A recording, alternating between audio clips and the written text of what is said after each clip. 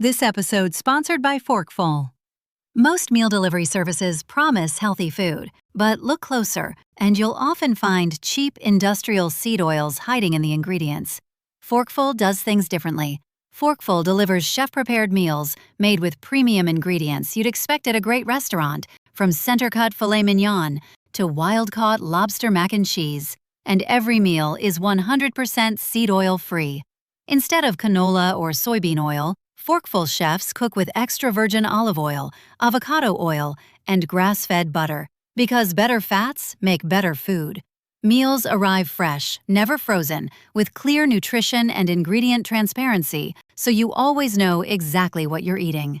Restaurant-quality meals, real ingredients, no seed oils. Discover Forkful today at forkfulmeals.com.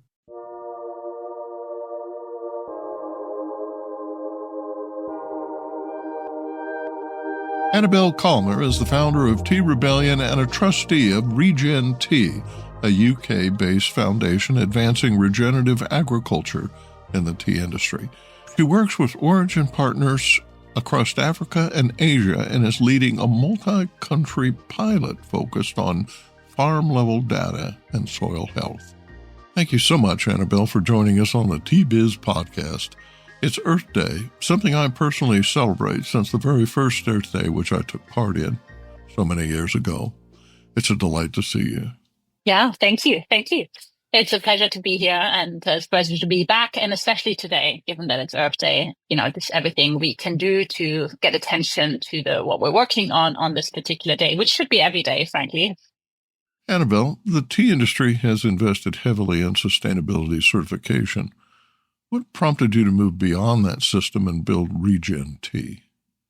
So the origins to this are really kind of my visits to our partner farms. We now have 8 tea partners with Tea Rebellion that we work with, and visits to Malawi, Nepal, Tanzania spurred the awareness that certificate compliance today is really a double-edged sword for many farmers because of the increasing complexity of it, the increasing cost, and the increasing kind of overburdening of the farmer with that part of the requirement, given the food system need for transparency, safety, and everything else. And so there's also the increased interest in transparency in the food system in terms of knowing where it actually comes from. And of course, we have global commitments with climate COPs, biodiversity COPs, land degradation COP, and I think they're all happening at the same time this year. So that really kind of that backdrop gave rise to the Regenerative Tea Action Project, which was the precursor of this. And then there's the technology side of it, the opportunity that is presented by farmer-centric tracking of outcomes and monitoring that really we didn't have. I think in the 70s and the 80s, this is completely new. And it presents an opportunity to change how things happen today, the status quo, I think, on this whole sustainability question, away from complicated audits to just seeing the information right on your screen with the right tools. RegenTea is involved into a foundation with a broader mandate. What does that structure enable? Turned it into a foundation. We have 3 trustees, Michael Ham from Wild Orchard, RegenTea from Esther, and myself. And we're committed for 3 years to be trustees. And it's incorporated as a charitable incorporate organization, which is CIO in the UK. There's such a backlog that we're still waiting for the formal approval tick. It's been months, but everyone is in a backlog. The government is very behind in approving foundation creation in the UK. And we set it up as a foundation because there was really the sense of that if we want to be make lasting change in the sector, we have to change our structure and make it more permanent. It's allowed us to really kind of move away from Tea Rebellion being the creator and it's kind of very attached to my personal brand to being something that's industry-wide and allows other tea brands to just, to really shape it as well, which is important. And then it allowed us to bring on board a lot of volunteers. And I think that is easier. If you have a foundation, it's very hard to justify if you have a corporate structure, even if, no matter how impact focused, it really becomes odd to have that many volunteers around, I think. It's enabling us to do fundraising. We're at the early stages of that, and we have a crowdfunding campaign live today to raise the initial seed money for this foundation. But it will really help us when we are going out to donors, going out to green tech, going out to other philanthropists who want to help support and make this change happen. And then the final one is it allowed us to partner more effectively with the Regenerative Organic Alliance, which are an amazing organization really spearheading regenerative agriculture, as well as finding our technical partner, Landprint, for the DMRB, Digital Monitoring, Reporting and validation system that we have. You've launched a multi-origin pilot. What are you actually measuring at the farm level? So I think I have to say as a caveat that we're quite early in the process. We literally just signed the contract with Landprint, the tool provider. So we have 11 to 15 pilotees in this process. And I think in terms of the philosophical approach for the pilot is that it's very much farm level data intelligence, trying to empower farmers, documenting regenerative outcomes, but also data that gives agronomic resilience or information about actual farming level data. And it's a combination of kind of basic remote information. So if you think about, you've heard of Boomitra, right? The Indian startup, amazingly successful company that's doing this for soil carbon data, basically remote monitoring of soil carbon retention and thereby paying farmers for it. So this is an expanded, conceptually, if you think about it, expanded idea of not just looking at carbon, but also looking at, so obviously carbon stock is included, soil cover, water in the soil, and crop health. That's remotely censored through, we call it polygons. So basically it's the footprint of a field.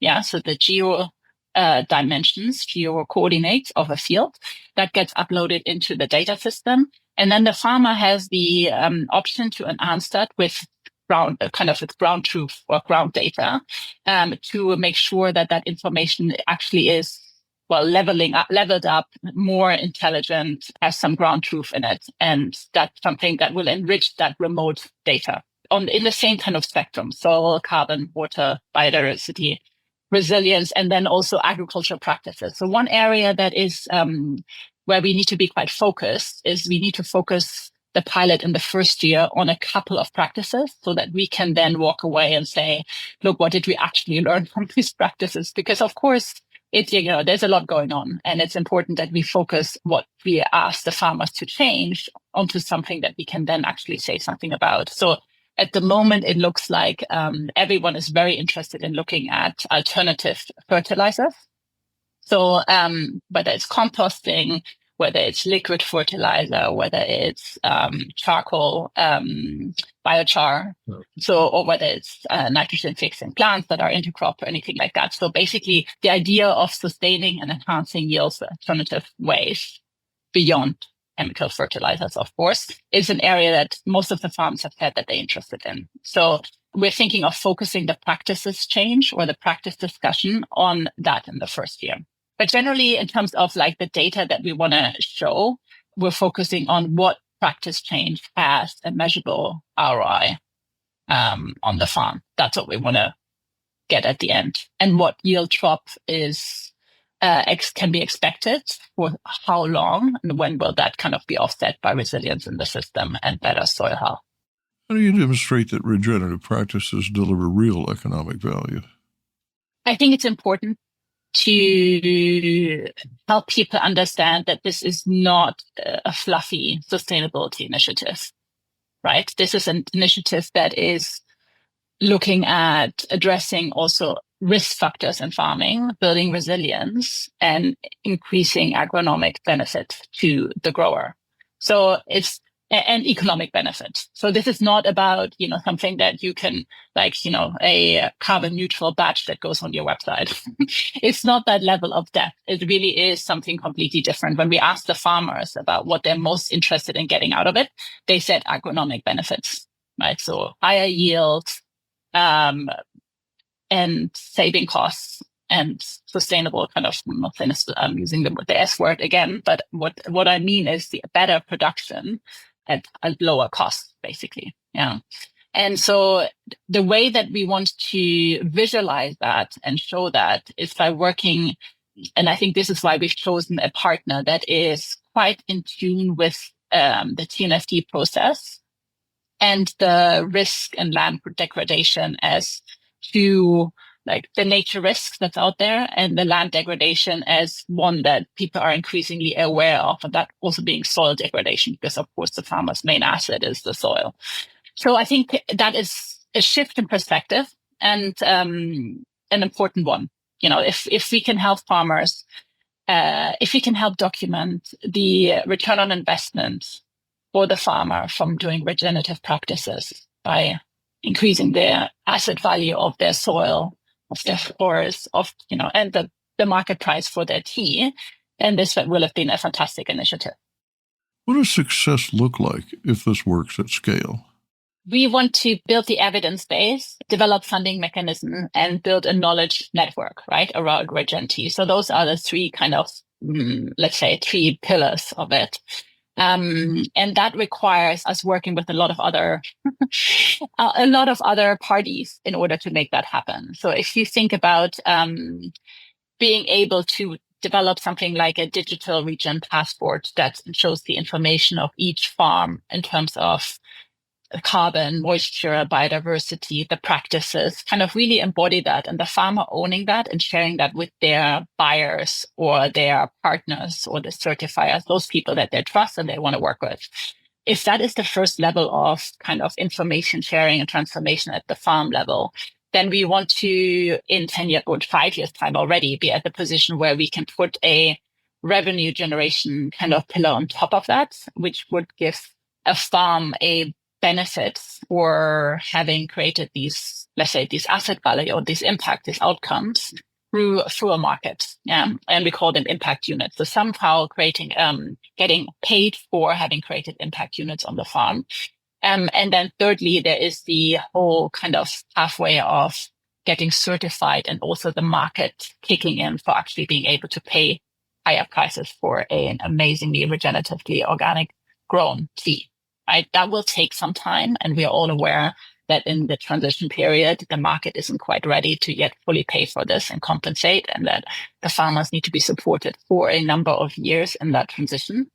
But that is kind of the pathway. First, the transformation at the farm level, then some impact payment, economic benefits for what's being created, and then thirdly, being certified, and then the market compensating for it. And that requires us to work with a whole lot of different parties to make that happen in terms of funding mechanism, in terms of certification, ROA, as I've mentioned. But that is the aim. So if we really want to help transform how that all works. And by 2035, that's actually, well, where are we? 2006. So that's more than 5 years.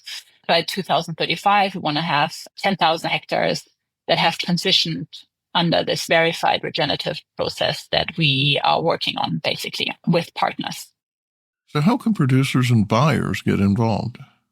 There are different ways to get involved. So let's say you are a farm and you're listening to this and you are interested in learning more about regenerative farming. You want to get inspired by other farms who are already ahead of you in the journey. You want to understand how certification might work.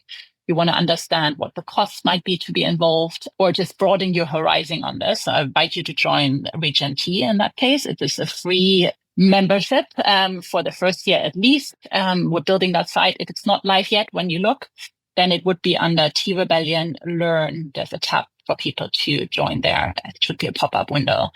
And then for others who want to support this change, or also farms who want to make sure RegenTea becomes a sustainable organization and helps us to interim fund, we have this crowdfunding campaign, which is live right now on Earth Day. And then the aim is to raise initially 2,000, but then 5,000 pounds. And that will bridge us over until we have proper funding, help us to pay the digital technical provider, and help us just IT costs. Because I think value chain partners are hugely important, and we might don't have enough of them in the project right now. We have mostly buyers, like more boutique retailers and farmers in there right now. And it would be probably quite helpful to have packers, importers, blenders, everyone in the supply chain involved, I think. It's Earth Day, and you're promoting the Earth. Give me Yes. a statement on why that symmetry makes sense.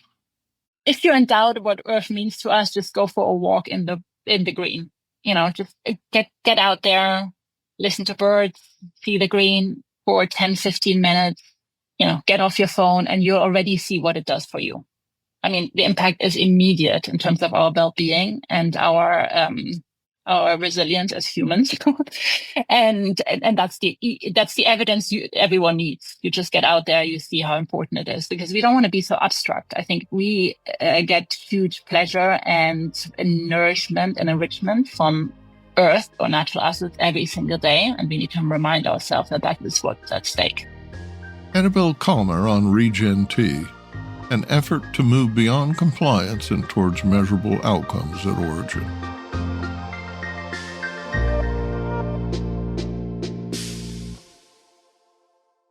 This episode sponsored by Forkful.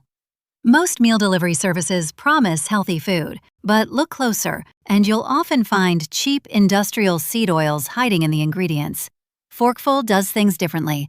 Forkful delivers chef-prepared meals made with premium ingredients you'd expect at a great restaurant, from center-cut filet mignon to wild-caught lobster mac and cheese. And every meal is 100% seed oil-free. Instead of canola or soybean oil, Forkful chefs cook with extra virgin olive oil, avocado oil, and grass-fed butter, because better fats make better food.